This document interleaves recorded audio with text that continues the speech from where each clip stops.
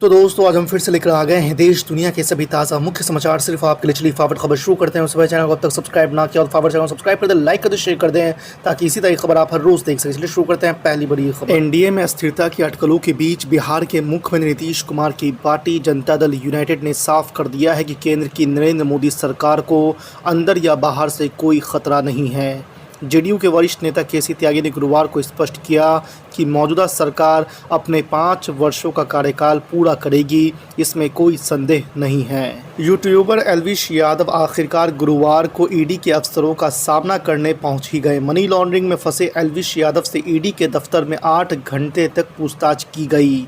रेव पार्टियां आयोजित करने में ली गई फीस व अब तक बनाई गई संपत्ति के बारे में कई सवाल किए गए। एल्विश यादव ने कई सवालों का जवाब नहीं दिया, वहीं कई सवालों के जवाब से ईडी के अफसर संतुष्ट नहीं हुए। पूछताछ के बाद दफ्तर से बाहर निकलते समय एल्विश यादव ने मीडिया के सवालों से बचते हुए चले गए। उत्तर प्रदेश की योगी सरकार में मंत्री कपिल देव अग्रवाल के खिलाफ मुजफ्फरनगर की एमपी एमएलए विशेष अदालत ने गैर जमानती वारंट जारी कर दिया है।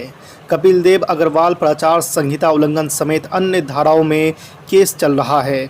आपको बता दें कि कपिल देव अग्रवाल योगी सरकार में कौशल विकास राज्य मंत्री हैं। पूर्व केंद्र मंत्री और लोकसभा सांसद नारायण राणे के बेटे और विवादास्पद भाजपा विधायक नितेश राणे की मुश्किलें कम होने का नाम नहीं ले रही है। भड़काऊ भाषण के आरोप में उनके खिलाफ एक और मुकदमा दर्ज हुआ है। 1 सितंबर को अहमदनगर में राणे पर एक समुदाय विशेष की धार्मिक भावनाओं को आहत करने का आरोप है।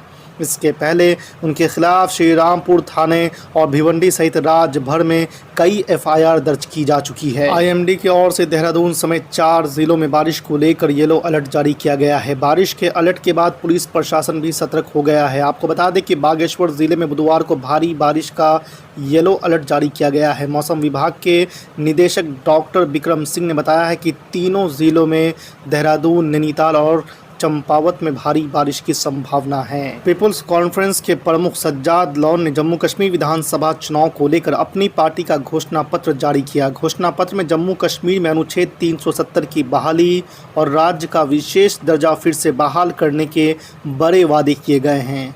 लॉन ने स्पष्ट किया है कि उनकी पार्टी विधानसभा में किसी भी प्रस्ताव का समर्थन करेगी जो अनुच्छेद 370 को बहाल करने के लिए लाया जाएगा। पश्चिम बंगाल के राज्यपाल सीवी आनंद बोस ने कोलकाता के सरकारी आरजेकर मेडिकल कॉलेज एंड हॉस्पिटल में पिछले महीने एक ट्रेनी लेडी डॉक्टर के साथ कथित दुष्कर्म और हत्या के बाद जारी विरोध प्रदर्शनों से निपटने के तरीकों को लेकर ममता सरकार की फिर आलोचना की है। गुरुवार को गवर्नर बोस ने कहा है कि राज्य में कानून तो है लेकिन उसका सही तरीके से पालन नहीं हो रहा है। उन्होंने ये भी आरोप लगाया कि पुलिस का एक हिस्सा अपराधी और राजनीतिक हो गया है। वंदे भारत ट्रेन की कामयाबी के बाद अब भारतीय रेलवे वंदे भारत स्लीपर को लाने की तैयारी में है। वंदे भारत स्लीपर का इंतजार कर रहे लोगों को रेलवे ने अब एक और खुशखबरी दी है। दरअसल वंदे भारत के कोच का निर्माण करने वाली कंपनी रेल विकास निगम लिमिटेड ने महाराष्ट्र के मराठवाड़ा में एक नई रेल कोच फैक्ट्री शुरू की है। यूपी के सुल्तानपुर में सराफा के यहां हुई लूट और उसके बाद अपराधियों की धरपकड़ के बीच गुरुवार को एक आरोपी मंगेश यादव को एनकाउंटर में ढेर करने की खबर आते ही यूपी की राजनीति गर्मा गई है। समाजवादी पार्टी के प्रमुख अखिलेश यादव ने एनकाउंटर पर सवाल उठाते हुए आरोप लगाया कि जाति देखकर जान ली गई है।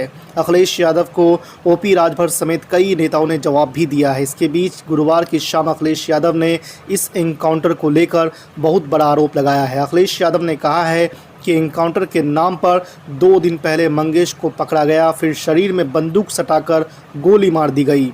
अखिलेश यादव ने यहां तक कहा है कि मेडिकल रिपोर्ट बदलवाने का दबाव भी डाला जा रहा है। अखिलेश यादव ने सुप्रीम कोर्ट से इस मामले पर तत्काल संज्ञान लेने की अपील भी की है। बिहार के जहानाबाद के राष्ट्रीय जनता दल के सांसद सुरेंद्र यादव ने जनसुराज के सूत्रधार प्रशांत किशोर पर बड़ा हमला बोला है। उन्होंने प्रशांत किशोर को भारतीय जनता पार्टी का दलाल बताया है।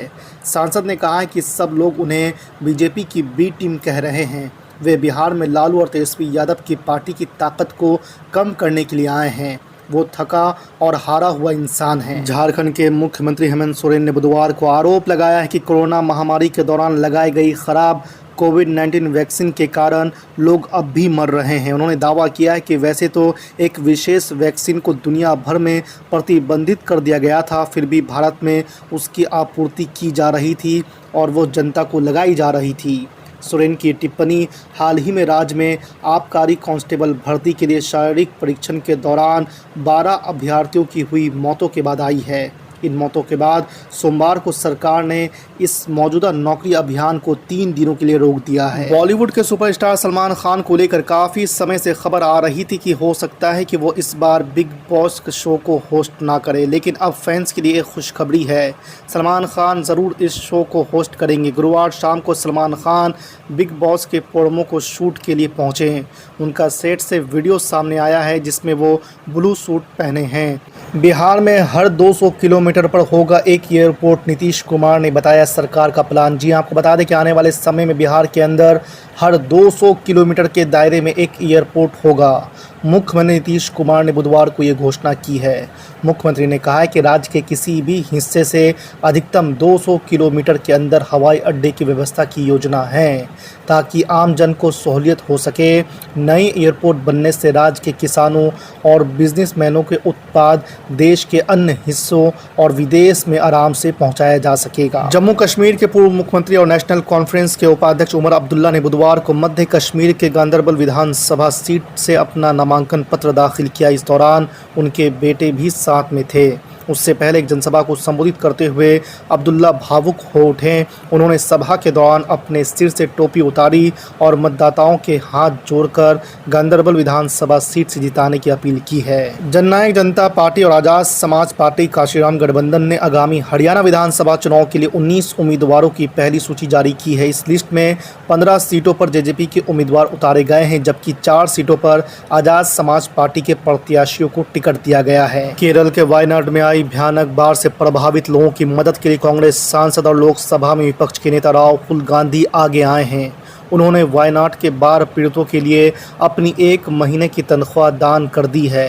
राहुल गांधी ने बुधवार को इस बात की जानकारी देते हुए एक्स पर पोस्ट किया, जिसमें उन्होंने देशवासियों से अपील की है कि वे बाढ़ पीड़ितों की मदद के लिए आगे आएं। 59,000 शिक्षक भर्ती के अभ्यर्थियों का आंदोलन भारी बारिश के बीच भी बुधवार को लखनऊ में जारी रहा। लगातार मंत्रियों और भाजपा नेताओं के घर के बाहर अभ्यर्थी प्रदर्शन कर रहे हैं और सरकार से आश्वासन जल्द पूरा करने की मांग कर रहे हैं। इस बीच समाजवादी पार्टी के प्रमुख अखिलेश यादव ने बारिश में भीगते अभ्यर्थियों का video social media platform x पर पोस्ट करते हुए उनके आंदोलन को धार देने की तरकीब बताई है। ये भी कहा है कि सरकार नई मेरिट लिस्ट निकालने में देरी करके न सिर्फ इन अभ्यर्थियों के साथ अन्याय कर रही है, बल्कि जो शिक्षक निकाले जाएंगे उन सब का भी मानसिक उत्पीड़न कर रही है। बिहार में जनसंवाद यात्रा निकालने से पहले पूर्व डिप्टी सीएम तेजस्वी यादव ने बुधवार को पटना स्थित राष्ट्रीय जनता दल कार्यालय में बंद कमरे में बैठक की। इसमें आरजेडी के सांसद, विधायक समेत पूर्व प्रत्याशियों के साथ मंथन किया गया।